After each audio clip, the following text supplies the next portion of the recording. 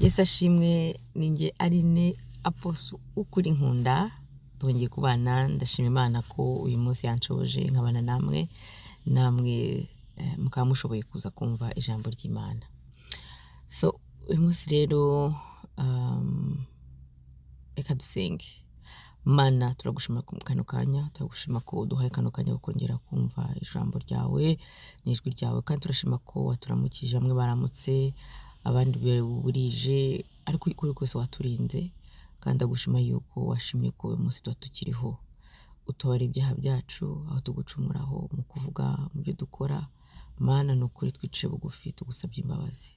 Turashima ubuntu bwawe kuturinda no kutwongera iminsi yo kubaho kuri kose, kandi neza no kugira ngo twitegure kuza kwawe kandi kurangiza neza. Rero Mana ndakwiritse muri kano kanya, vugisha imitima yacu aho dukwiye gukosorwa dukosorwe, tubwize ukuri cyane cyane Mana ibitwegereza ibyo ushaka, kandi utubwire ikiri ku mutima wawe kugira ngo Mana tubashe kumenya ukuri no kubohoka no gukira. Urakoze Yesu, urakoze ku maraso yawe, urukundo rwawe n'impuhwe zawe ku buzima bwacu n'imiryango yacu. Mwiza Yesu Kristo bisenze nizeye, amen amen. Ubundi ari kuntu najya mbanza nsenga, ariko iyo bibwo nyine nuko byagenze uyu munsi. Message y'uyu munsi numva ngira ngo tugane no kuvuga ngo ijwi wumva ni iryande. Haleluya. Ijwi wumva ni iryande. Hari ikintu tumenyereye abakristo cyane dukunda kuvuga ngo Imana yambwiye, nakoze iki kuko Imana yambwiye, ariko ko se koko Imana iba yavuze. Nagira ngo mvuge ko hari amajwi menshi atuvugiramo, hakaba hari ijwi ryawe, ijwi rya Satani n'ijwi ry'Imana. Rero ugomba kumenya ukuvugiramo. Haleluya. Ejo bundi hari video nabonye y'umugabo umupasiteri wafashe inzoka ayizana mu rusengero. Ibi ni ibintu mbabwira ni ukuri. Arayiterura, abakristo baraho bakasenga bakamwemera ngo Imana yamubwiye yuko agomba kwizana kugira ngo yerekane ko Imana ifite imbaraga, mbese ko nta kiri umutware, yagize n'iki mutwara nta cyaba. Ariko nyamabwire ko iyo video yenerekana ko yahise imuruma mu gutwi, imaze kumuruma mu gutwi akomeza arasenga, abakristo barasenga, kubona mwimwe byabayobeye, abandi barakurikira nk'abakurikira nyine intama zayobye. Noneho nyuma amaraso aravamo, ahitagwa, atangira kuruka, bamujyana mu bitaro, turabibona byose, aratumba ahantu hose. Urumva inzoka n'uburozi bwayo. Nuko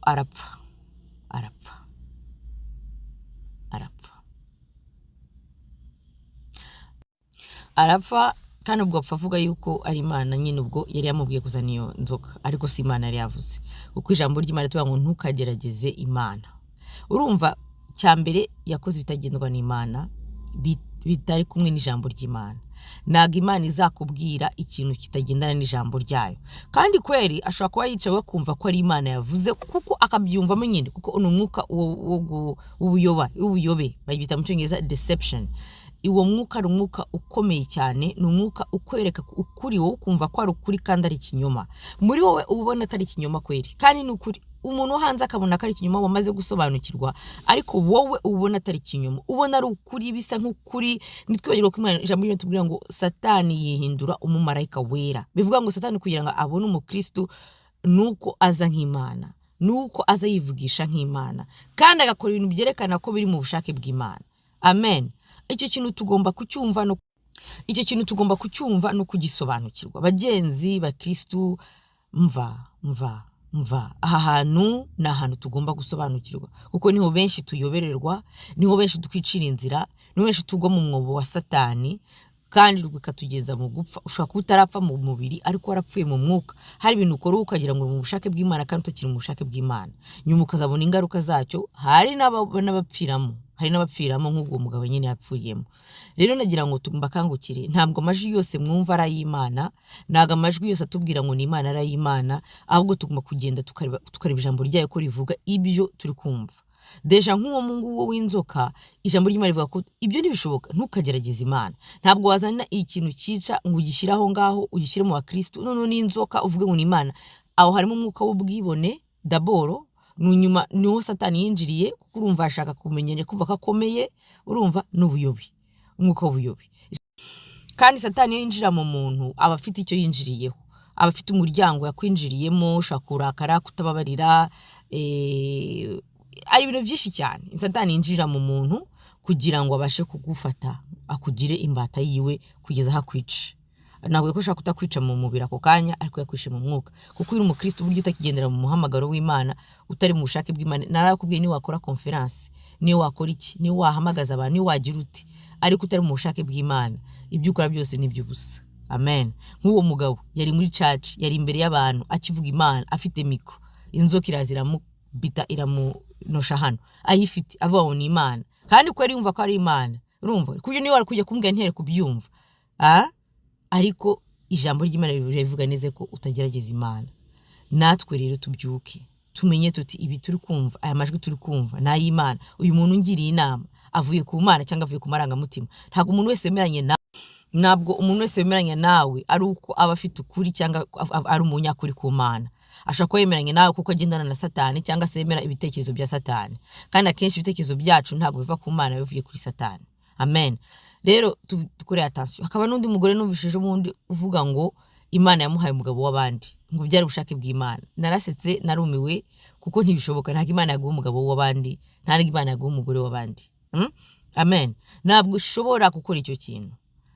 Iyo mvuze umugabo w'abandi yari mariye, atari divorce, afite abana, ngo barabana barabyarana, ari gutanga ubuhamya kuntu Imana ari ubushake bwayo, haga ubushake bw'Imana.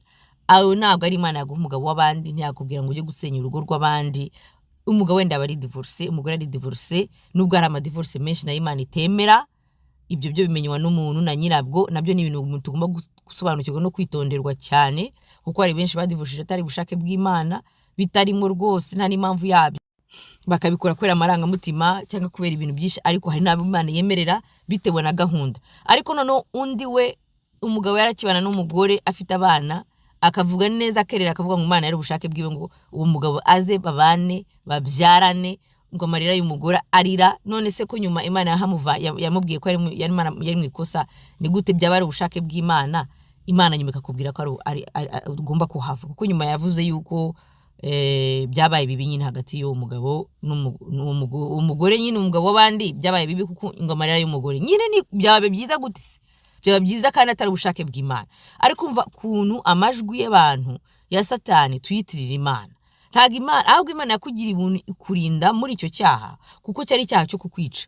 Kuko ijambo ry'Imana ngo icyaha cyose ingaruka zacyo ni urupfu, igana mu rupfu mu mwuka no mu rupfu mu mubiri.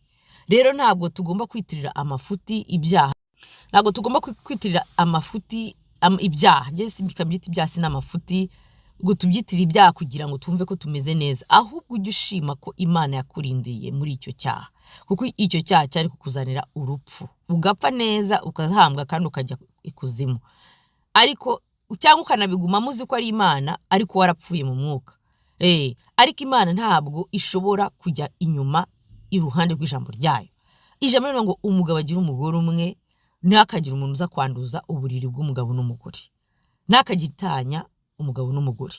Rero ntabwo Imana yaza gutanya uwo mugabo n'umugore bataranadivorishije ngo izimuguhe mubyarana abana 3 cyangwa 4 umbwire ngo n'ubushake bw'Imana. Wapi? Ntabwo ari ubushake bw'Imana, ahubwo byari irari ryawe, ryari kuyoba kwawe kubw'urukundo rw'Imana ikurindiramo ibigukuramo. Uretse ko nta ntumvishe n'ubuhamya bwa nyuma ko byari bisekeje, byari biteye isoni, byari bibabaje kubyumva, kuko niho umenya ko nyine abakristo twarayobye cyane, turitiranya ibintu. Ntabwo ikintu cyose Imana yakurindiyemo ko ari ubushake bwayo, ahubwo ni ubuntu bwayo.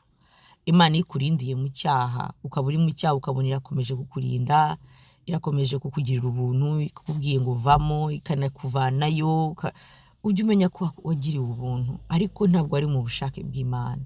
Nta cyaha Imana izagushyiramo ngo kugira ngo ikwiyereke. Oya, Imana ikujyana mu bigerageza ariko bitari ibyaha. Tujye dutandukanya ikigeragezo n'icyaha. Ikigeragezo ni ikintu kikubaha utikururiye kandi kitari icyaha pe. Ni ibintu bikubaho Imana yashatse kugira ngo ukure, ukuzemo kamere yindi y'urukundo nk'ibyo, ariko ntabwo kujyana mu cyaha kugira ngo kwireke. Wowe niwe wikijyanamo. Satani areba icyo ufite akaba ari cyo agenderaho akinjiramo akakigukoresha, wowe ukagenda ubyitirira Imana. Imana rero itubabarire, tuba abanyabwenge, dushishoze mu isi ya nyuma, twumva amajwi turi kumva nayahe. Ijwi rizakubwira ngo genda ukora iki, ujye ubanza urebe uti iki kintu ndi gukora byanditse muri Bibiliya, Imana ibivugaho iki. Nubona atari ibintu by'Imana ujye umenya ko atari Imana yabikubwiye. Nubwo wabona ko bimakinga sense ukabyumvamo kumva urabishatse, ntibishatse kuva ko bivuye ku Mana. Amen. Twe nitugendera ku marangamutima, nitugendera kuko ibintu byose bimakinga sense, kuko ari ku isi igenda, kuko ni droit zawe. Ntabwo tugendera ku madroit yacu cyangwa kuri justice zacu, tugendera ku ijambo ry'Imana. Abizeye bagendera ku ijambo ry'Imana uko bisa kose, uko bimeze kose. Imana iravuga ngo amahoro yacu ntabwo ava ku bintu cyangwa kuri circumstance cyangwa ku bibazo cyangwa uko tumeze, ava kuri Yesu Kristo kuko tumufite. Tumenye yuko Imana yatubwiye ngo tugene umwuka witwa discernment, n'umwuka witwa ugushishoza mu Kinyarwanda ndumva, ngo kumenya imyuka, ngo tujye tu test the spirit, tugerageza imyuka yose, tugerageza imyuka y'ibyo turota, imyuka y'ibyo tubona, imyuka y'ibyo twumva, abatubwira, abatubwiriza. Tugomba kugerageza imyuka yose. Amen. Tukamenya uwo mwuka nuwuhe. Hari umwuka ushaka ukaza usa n'Imana neza ariko atari Imana, kuko twubika ko Satani yihindura umumarayika. Ashobora kuza ari umupasiteri, ashobora kuza ari umuhanuzi, ashobora kuza ari iki, ashobora kuza ari umuntu ugukunda, ashobora kuza ari umuntu ukugira neza, ugufata neza, ariko inyuma yaho hihishe ubu buryarya, hihishe umugambi wa Satani. Rero Imana idufugura amaso, tubashe kumenya abantu tugendana, tubashe kumenya abantu batugira inama, tubashe cyane cyane kumenya ibitekerezo tugira muri twebwe, n'amajwi twumvishe, n'indoto twarose, nimba byose biva ku Mana, sibyo? Ibi ni ibihe bikomeye, ni ibihe tugomba gushishoza, ni ibihe umuntu wese afite droit zo kuvuga ibyo ashaka kuri televiziyo, kuri media, akabyitirira Imana, ukayobya abana, kuko nawe ubwawe warayobye bitewe n'ibintu nyine uko wamenye Imana. Ufata Imana wigira iyawe, wishyira mu marangamutima yawe, uyishyira mu ngari gahunda zawe, kandi siko twahamagawe gushyirwa muri gahunda y'Imana, kugenda uko Imana ivuze. Byaba bibabaza, byaba bisaba kwigomwa, kwisakrifia, niko bimeze. Twe tugendera mu kwizera, tugendera mu ukuri kurababaza, ukuri ntabwo koroha, kuko ntabwo kugendana n'amarari y'umubiri, ntabwo kugendana n'isi, kugendana n'umwuka wera, kugendana n'ukuri. Ukuri rero ni ukuri. Ntabwo Imana ishobora kugenda iruhande rw'ijambo ryayo, ntabwo ishobora gukora ikitagendana n'ijambo ryayo, kandi Imana ntabwo igendana n'amarangamutima yacu, ntabwo Imana igendana na justice zacu, ntabwo Imana igendana n'ibitekerezo byacu, ntabwo Imana igendana na gahunda zacu. Igendana na gahunda yayo na plan yayo yakoze ku muntu imurema, ariko yaduhaye ikintu cyitwa guhitamo imigambi y'Imana cyangwa guhitamo yawe. Ishaka ukwihorera rwose, ukagenda uko ushaka, ukakora icyo ushaka, ntabwo izagutegeka. Ishaka no kukubwira iti kora iki, ikaza, ariko uwe ntumwumve, ukumva ijwi ryawe, ukumva ijwi rya Satani, kuko riri kugenda amarangamutima. Ahantu rero kugira ngo utazamenya kuri gutegwa mu mutego wa Satani, nuko usoma ijambo ry'Imana, ukamenye ko icyo Imana ivuze n'ikigenderaho. Nizahindura gahunda z'ijambo ry'Imana kubera wowe, kuko wababaye, wakubiswe, donc nta mpamvu zo kubabarira, nta mpamvu z'iki. Ibyo Imana nibigenderamo. Yavuze uti ukora iki, niko bimeze. Nushaka ubyitirire Imana, ushaka ubyitirire iki kugira ngo wumve ko umeze neza cyangwa usi, ariko ntibizahindura ijambo ry'Imana. Rero iki gitondo Imana yadukangurira kumenya amajwi avugana natwe, kumenya iryo jwi witirira Imana, umenye ko ari iry'Imana kweri, usome ijambo ryayo, urebe ko bigihwanye n'ijambo ry'Imana. Amen. Kandi kwiha morale, Satani aduha morale twiha, tugakora ibintu byinshi, tukumva yuko ariho turi gukonvenka Imana, mbese turi kubwira Imana ko tuyikunda. Imana tuyikunda, tuyereka ko tuyikunda iyo dukoze iby'ijambo ryayo ivuga. Ngo kuki muvuga ngo munkunda ariko ntimukore ibyo mbasabye? Ibyo ni Yesu Kristo yavuze. Ni ijambo ryumvikana kandi rikomeye. Abankunda baranyumvira, nta bindi. Ariko tureke kwitirira Imana ibintu Imana itavuze. Urebe nawe, isuzume, urebe amajwi uri kumva, ibyo uri gukora mba bivuye ku Mana. Bitavuye ku Mana wihane ubivemo. Bivuye ku Mana ushime Yesu. Utabizi usenge ubaze, Uwiteka aragusubiza.